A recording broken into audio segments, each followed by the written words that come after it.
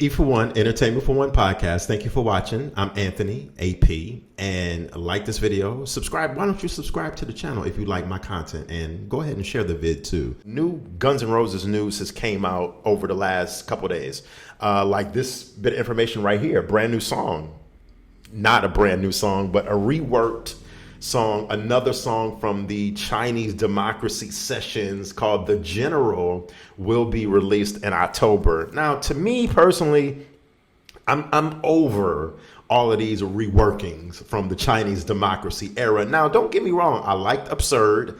I thought Higher School was cool. It was a nice little Higher School. I thought was a nice little okay song. I like Perhaps, the new song that just dropped this weekend. Check out the video I just did, like kind of like reviewing the song and reacting to it and breaking it down. I really like Perhaps, but this song, The General, is another reworking from that whole Chinese Democracy era from 1999 to the early kind of like mid 2000s, between 99 and 2005 is that whole era right there. But I don't know.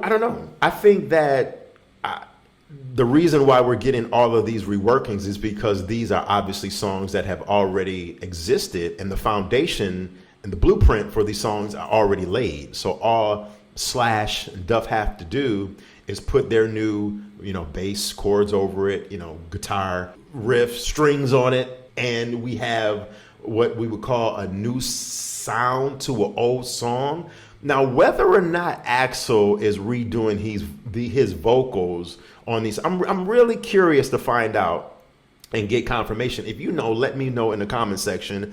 I really want to know, is Axl reworking and doing his brand new vocals over these reworked tracks? Because I'm just going to be honest with you. You already probably know it. Axl is in real bad company right now, and he has been for the last 5 years. He's in bad company, no pun on Bad Company, the actual group Bad Company, but Axl is in bad company with artists like Blackie Lawless. It looks like Blackie is blatantly lip syncing. And Vince Neil. Because Axl's vocals have been literally sounding like shit for the last 5 years now. It's bad. Literally, Guns just did a show last night, depending on when you watch this video. Guns just did a show in Pittsburgh, and there's a reviewer that was there reviewing the show, and I got this little bit of information off a website called triblive.com, Pittsburgh, local area Pittsburgh review columnist or whatever. Shout out to him. He said, I quote, Axl's voice during the whole set while they were performing last night, Axl's voice started deep and theatrical, sometimes raising higher but softer, dropping to a whisper and disappearing completely at other times. Whether it faded by age or damaged vocal cords or just a bad mix, it was just a seesawing event. And I didn't need this guy, what was his name, so I can give him proper credit. I didn't need, shout out to Mike Palm. I didn't need Mike to tell me that Axl's vocals have been totally shit. Like, if you can literally go on every single performance Axl has done on YouTube and check out hundreds of videos for the last couple years, Axl's voice has just sounded terrible, man. And I know when artists get into the studio, there's studio magic, all kind of auto-tune and things you could rework and shape and make somebody's voice that can't really sing sound amazing. But if Axl is redoing all of these vocals from these reworked songs, and they're not just ripping his vocals from like 15 years ago or whatever, 16 years ago off, and putting them over new guitar licks from Slash and bass licks from Duff, then I mean, we'll honestly never get another Guns N' Roses album. Me personally, I'm along the lines of the philosophy that Eddie Trunk has, that the main reason why we won't get another Guns N' Roses album, because you can't get all of these guys into a studio at the same time and cohesively write 7 to 10 brand new tracks. Is it impossible? Nothing in this world is impossible, but I just don't think like the inner workings of that group will allow them all to really bunker down like that and do what it takes. Like, I mean, don't get me wrong.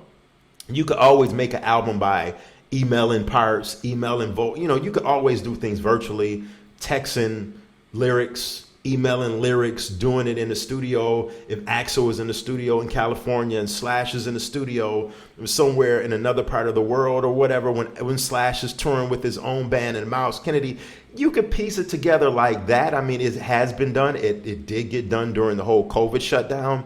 But what us fans want, we want a cohesive, tightly Guns N' Roses album like we're used to from Lies, Illusions, Appetite. But I really don't think we're going to get that because, you know, once groups get in the studio, I have ideas. Slash has his, well, not me, but Slash has his ideas. Axl definitely has the way he wants things to run. I think it's a lot of like clashing going on there. And if they're not on the same page, you know, which history, you know, shows that they haven't been on the same page previously before reuniting, then, you know, I think it's just going to be a bad vibe. And that could cause like, you know, a total disbanding. So I think they'll just I think Guns will ultimately just stick to touring. And us fans will just have to settle with these reworkings of these Chinese songs for the next year until they run out. But finally, what I think Guns is doing, they're going to repackage all of these reworking Chinese songs, the 3 or 4 songs, 5 songs that's going to be released.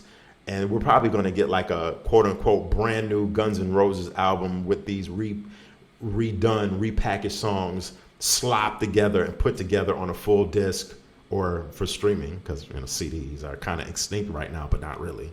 And they're just going to call it a brand new Guns album with all of these reworked songs, and they're just going to call it a brand new GNR album, when in reality, it's not a brand new GNR album because it's not brand new, freshly rewritten material between Axl, Duff, and Slash. Let me know what you think in the comments section. I really, really want to know. This is the Entertainment for One, E for One podcast, and I will check you later. Peace.